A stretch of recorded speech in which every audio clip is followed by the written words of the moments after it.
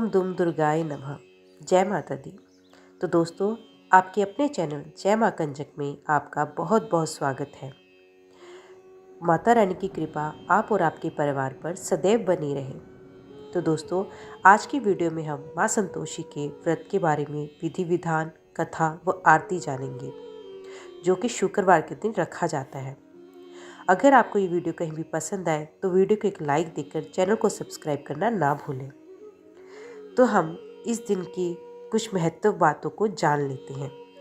शुक्रवार का दिन माँ संतोषी, माँ दुर्गा, माँ लक्ष्मी को समर्पित है।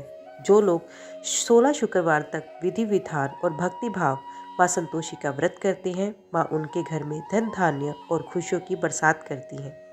माता उनकी सारी समस्याएं हर लेती हैं। धार्मिक मान्यताओं के अनुसार माता संतोषी भगवान श्री गणेश की पुत्री हैं। कहा जाता है कि माता संतोषी की पूजा करने से जीवन में संतोष का प्रवाह होता है। माता संतोषी की पूजा करने से धन और विवाह संबंधी समस्याएं भी दूर होने की मान्यता है। लेकिन संतोषी माँ का व्रत रखने के लिए कुछ नियम हैं जिनका पालन जरूर करना चाहिए।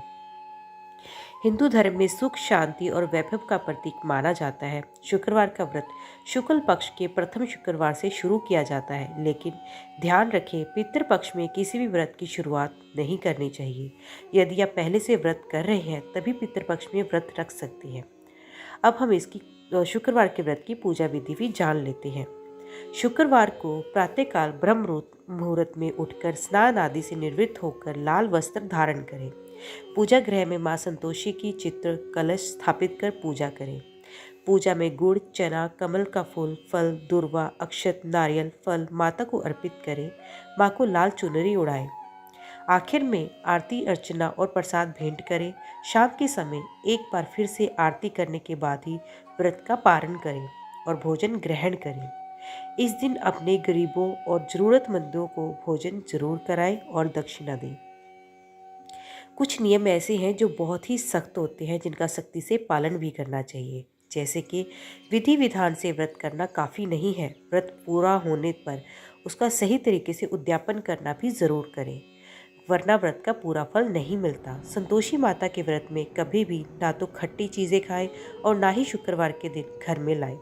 व्रत करने वाले व्यक्ति को पूजा के बाद गुड़ और चने का प्रसाद जरूर खाना चाहिए। जय माता दी। संतोषी माता शुक्रवार व्रत कथा। एक बुढ़िया थी, उसके 7 बेटे थे। 6 कमाने वाले थे और एक निकम्मा था।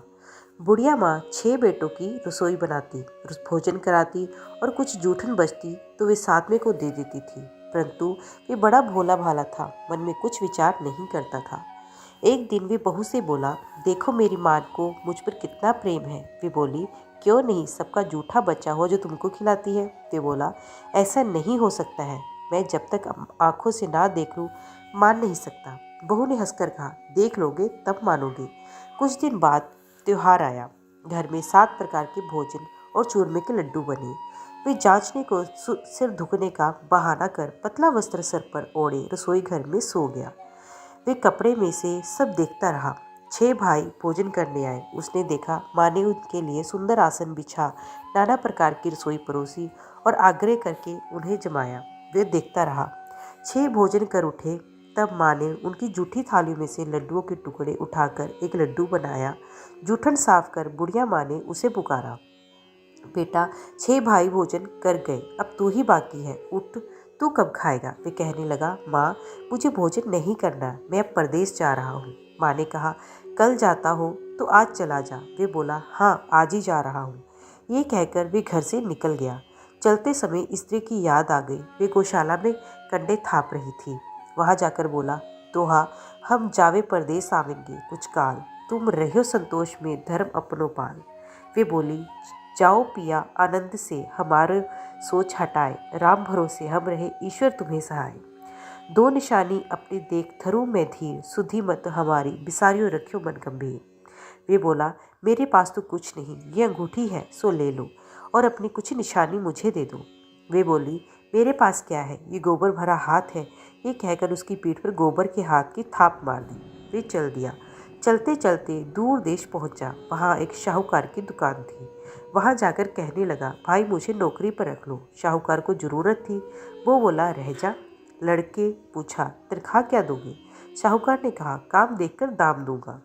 शाहूकार की नौकरी मिली। वे सुबह 7 से 10 बजे तक नौकरी बजाने लगा। कुछ दिनों में दुकान का सारा काम, लेन देन, हिसाब किताब, ग्राहकों को माल बेचना, सारा काम करने लगा। शाहूकार के 7-8 नौकर थे। वे सब चक्कर खाने लगे। ये तो बहुत होशियार बन गया। सेठ ने भी काम देखा और 3 महीने में ही उसे आधे मुनाफे का हिस्सेदार बना लिया। वे कुछ वर्ष में ही नामी सेठ बन गया और मालिक सारा कारोबार उसे छोड़कर चला गया। अब बहू पर क्या बीती सो सुनो। सास ससुर उसे दुख देने लगे। सारी गृहस्थी का काम करा के उसे लकड़ी लेने जंगल में भेजते। इस बीच घर के आटे में से जो भूसी निकलती उसकी रोटी बनाकर रख दी जाती और फूटे नारियल की नारेली में पानी। इस तरह दिन बीतते रहे। एक दिन वे लकड़ी लेने जा रही थी। रास्ते में बहुत सी स्त्रियां संतोषी माता का व्रत करती दिखाई दी। वे वहां खड़ी होकर कथा सुनने लगी और पूछा, बहनों, तुम किस देवता का व्रत करती हो और उसके करने से क्या फल मिलता है? इस व्रत को करने की क्या विधि है? यदि तुम अपने इस व्रत का विधान मुझे समझाकर कहोगी तो मैं तुम्हारा बड़ा एहसान मानूंगी।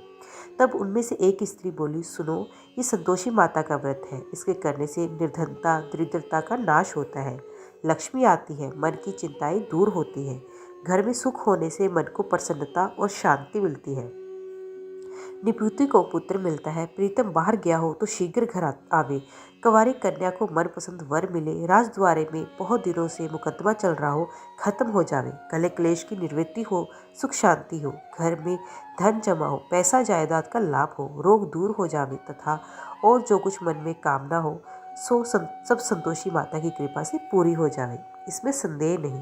वे पूछने लगी, ये व्रत कैसे किया जाता है? ये भी बताओ तो बड़ी कृपा होगी। वे कहने लगी, 1.25 आने का गुड़ चना लेना, इच्छा हो तो 5.25 आने का ले लेना, या फिर 1.25 रुपये का भी सहूलियत के अनुसार ले लेवे।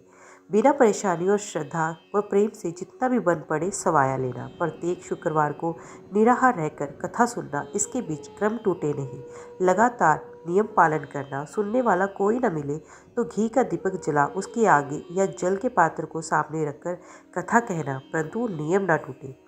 जब कार्य सिद्ध न हो, नियम का पालन करना और कार्य सिद्ध हो जाने पर व्रत का उद्यापन करना।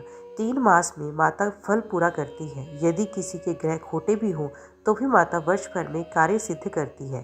फल सिद्ध होने पर उद्यापन करना चाहिए, बीच में नहीं।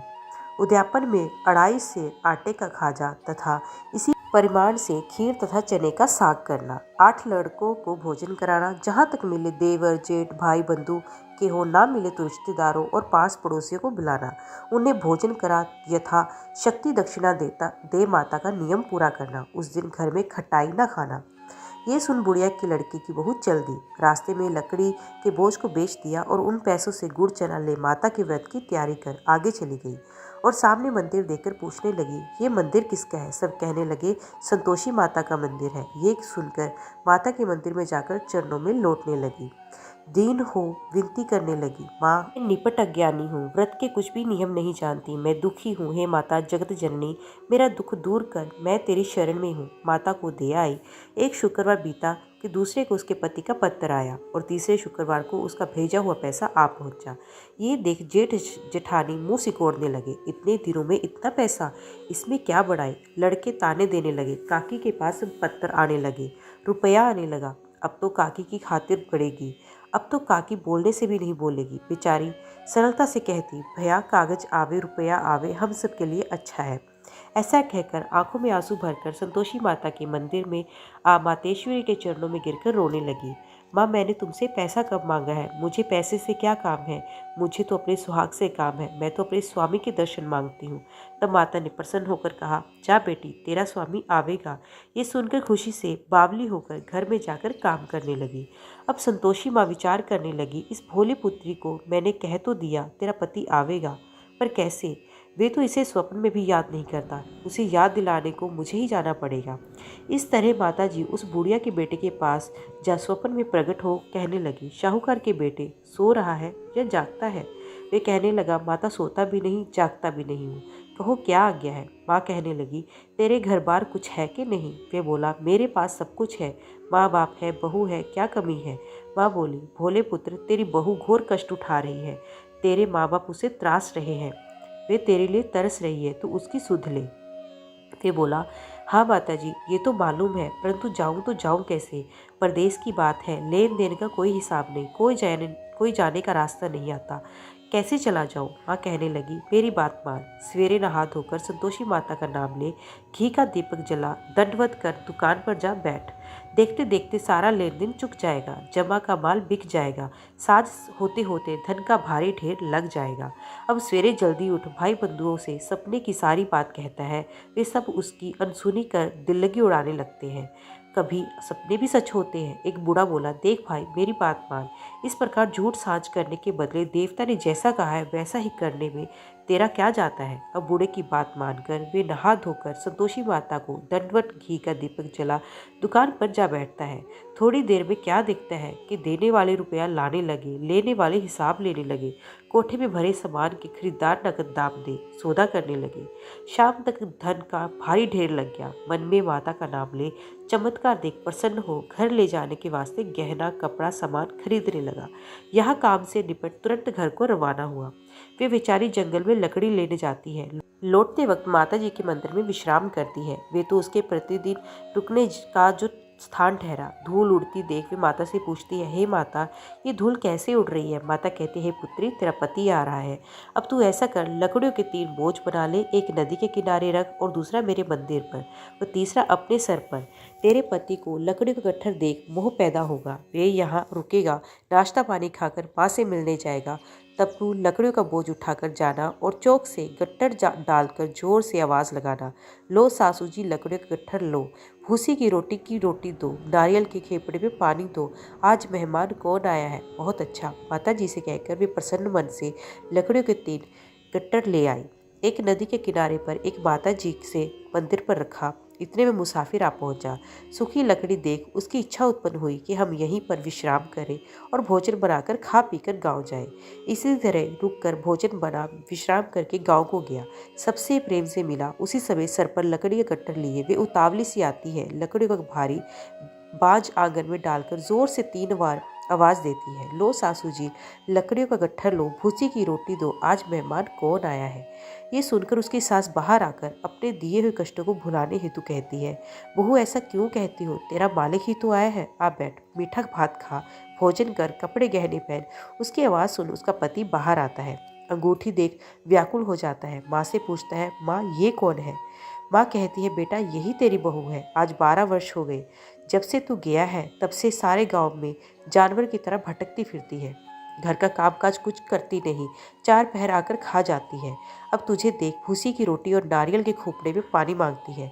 वे लज्जित हो बोला, ठीक है माँ, मैंने इसे भी देखा और तुम्हें भी देखा। अब दूसरे घर की ताली दो, उसमें रहूँगा।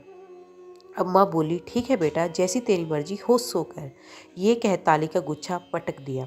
उसने ताली लेकर दूसरे मकान की तीसरी मंजिल का कमरा खोल सारा सामान जमाया। एक दिन में राजा के महल जैसा ठाट बाट बन गया।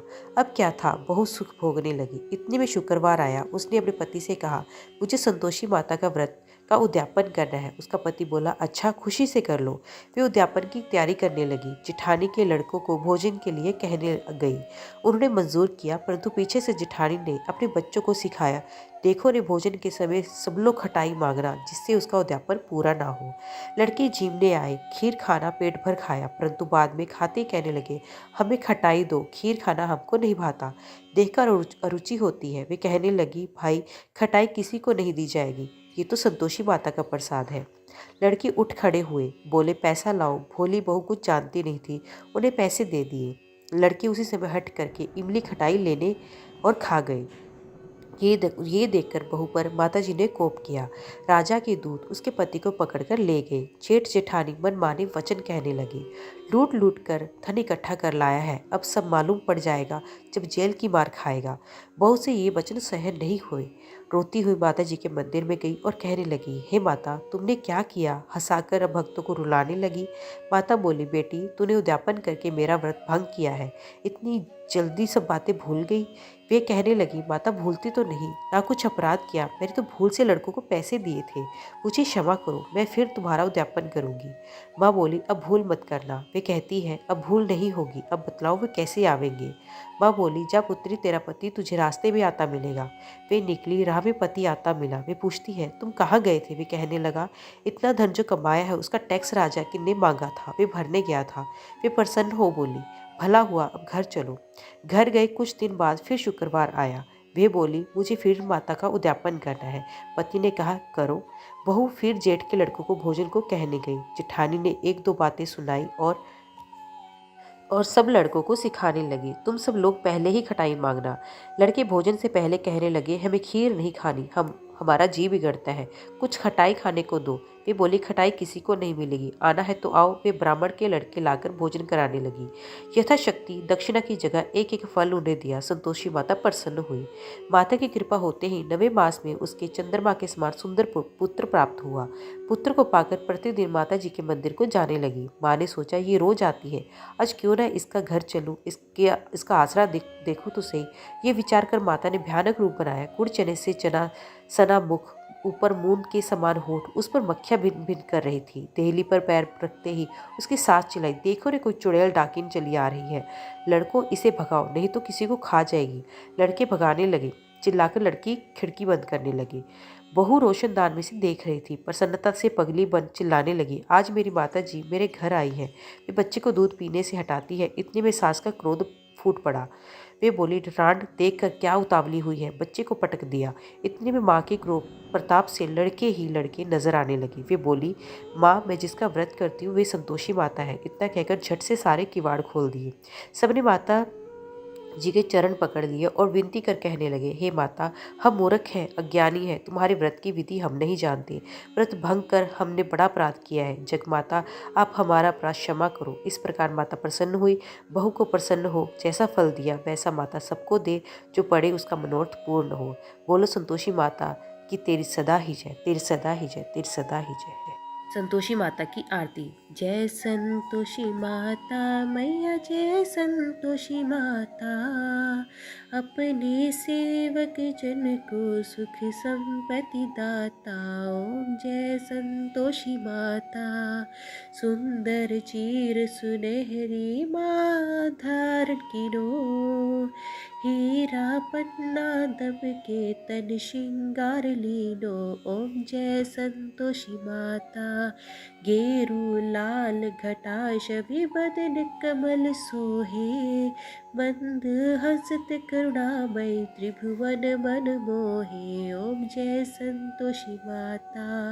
स्वर्ण सिंहासन बैठी चवर ढुरे प्यारे, धूप दीप मधुमेवा भोग धरे न्यारे। ओम जय संतोषी माता। गुड़ और चना परम प्रिय नाम संतोष कियो, संतोषी कहलाई भक्तन वैभवतियो। ओम जय संतोषी माता। शुक्रवार प्रमाणत आज दिवस सोही, भक्त मंडली छाई कथा सुनत मोही। ओम जय संतोषी माता। मंदिर जगमग ज्योति मंगल ध्वनि छाई, वीन करे हम बालक चरणन सिर नाई। ओम जय संतोषी माता। भक्ति भावमय पूजा अंगीकृत कीजिए, जो मन बसे हमारे इच्छा फल दीजिए। ओम जय संतोषी माता। दुखी दरिद्री रोगी संकट मुक्त किए, बहुधन धान्य भरे घर सुख सौभाग्य दिए। ओम जय संतोषी माता।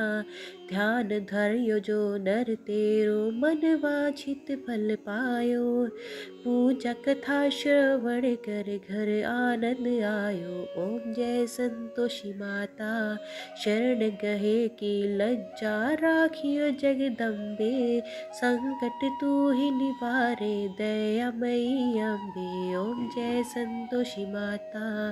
माँ संतोषी की आरती जो कोई जन गावे, रिद्धि सिद्धि सुख संपत्ति जी भर के पावे। ओम जय संतोषी माता, ओम जय संतोषी माता, मैया जय संतोषी माता, अपने सेवक जन को सुख संपत्ति दाता। ओम जय संतोषी माता। तो दोस्तों, यहाँ पर माता संतोषी की कथा व आरती का समापन होता है।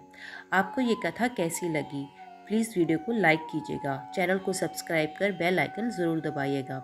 जय माता दी लिखकर कमेंट बॉक्स में अपनी हाजिरी ज़रूर लगवाइएगा।